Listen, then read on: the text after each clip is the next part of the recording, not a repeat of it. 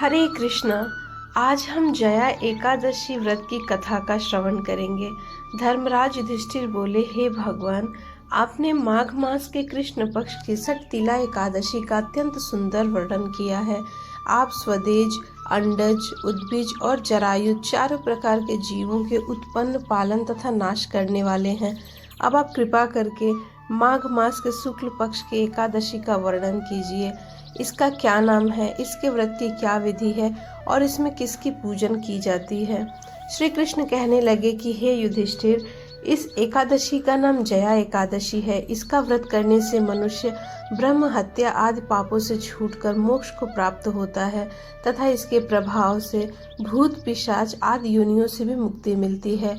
इस व्रत को विधि पूर्वक करना चाहिए। अब मैं तुमसे पद्म पुराण में वर्णित इसकी महिमा की कथा सुनाता हूँ। देवराज इंद्र स्वर्ग में राज करते थे और अन्य सब देवगण सुख पूर्वक स्वर्ग में रहते थे। एक समय इंद्र अपनी इच्छा अनुसार नंदन वन में अप्सराओं के साथ विहार कर रहे थे और गंधर्व जन गान कर रहे थे। उन गंधर्वों में प्रसिद्ध पुष्पदंत तथा उसकी कन्या पुष्पवती थी और चित्रसेन तथा उसकी स्त्री मालिनी के साथ उसका पुत्र माल्यवान भी वहां उपस्थित था। पुष्पवती गंधर्व कन्या मालिनी के पुत्र माल्यवान को देखकर उस पर मोहित हो गई और माल्यवान पर काम बाण चलाने लगी। उसने अपने रूप, लावण्य और हाव भाव से माल्यवान को अपने वश में कर लिया। हे राजन, वह पुष्पवती अत्यंत सुंदरी थी। अब वे इंद्र को प्रसन्न करने के लिए गान करने लगे, परंतु परस्पर मोहित हो जाने के कारण उनका चित्त भ्रमित सा हो गया। इनके ठीक प्रकार न गाने तथा स्वर और ताल ठीक से न लगने पर इंद्र इनके प्रेम को समझ गया और उसने अपने अपमान को समझकर उनको तुरंत शाप दे दिया। इंद्र ने कहा, हे मूर्खों, तुमने मेरी आज्ञा का उल्लंघन किया है, इसलिए तुम पर धिक्कार है। अब तुम दोनों स्त्री पुरुष के रूप में मृत्युलोक में जाकर पिशाच रूप धारण कर अपने कर्म के फलों को भोगो। इंद्र का ऐसा शाप सुनकर वे अत्यंत दुखी हुए और हिमालय पर्वत पर दुख पूर्वक अपना जीवन व्यतीत करने लगे। उन्हें गंध, रस तथा स्पर्श आदि का कुछ भी ज्ञान नहीं था। वहां उनको महान दुख मिल रहे थे। उन्हें एक क्षण के लिए भी निद्रा नहीं आती थी। उस जगह अत्यंत शीत था, जिससे उनके रोंगटे दिन भर खड़े रहते थे और मारे शीत के उनके दांत बजते रहते।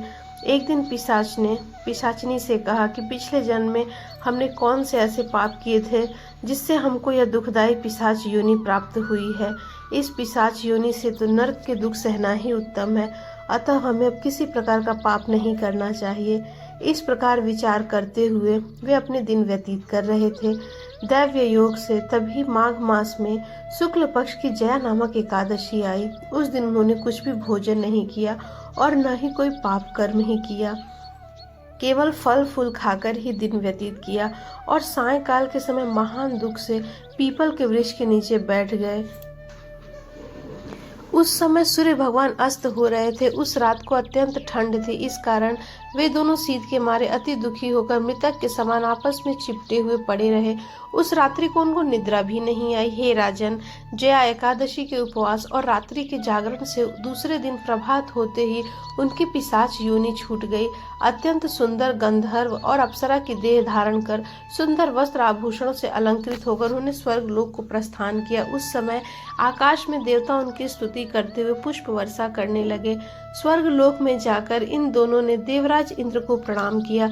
इंद्र इनको पहले रूप में देखकर अत्यंत आश्चर्यचकित हुआ और पूछने लगा कि तुमने अपनी पिशाच योनि से किस तरह छुटकारा पाया है, सो सब बतलाओ। माल्यवान बोले कि हे देवेंद्र, भगवान विष्णु की कृपा और जया एकादशी के व्रत के प्रभाव से हमारी पिशाच योनि से मुक्ति हुई है। तब इंद्र बोले कि हे माल्यवान, भगवान की कृपा और एकादशी का व्रत करने से न केवल तुम्हारी पिशाच योनि छूट गई, वरन तुम हम लोगों के द्वारा वंदनीय भी हो गए हो, क्योंकि विष्णु और शिव के भक्त हम लोगों के वंदनीय हैं। अतः आप धन्य हैं। अब आप पुष्पवती के साथ जाकर विहार करो।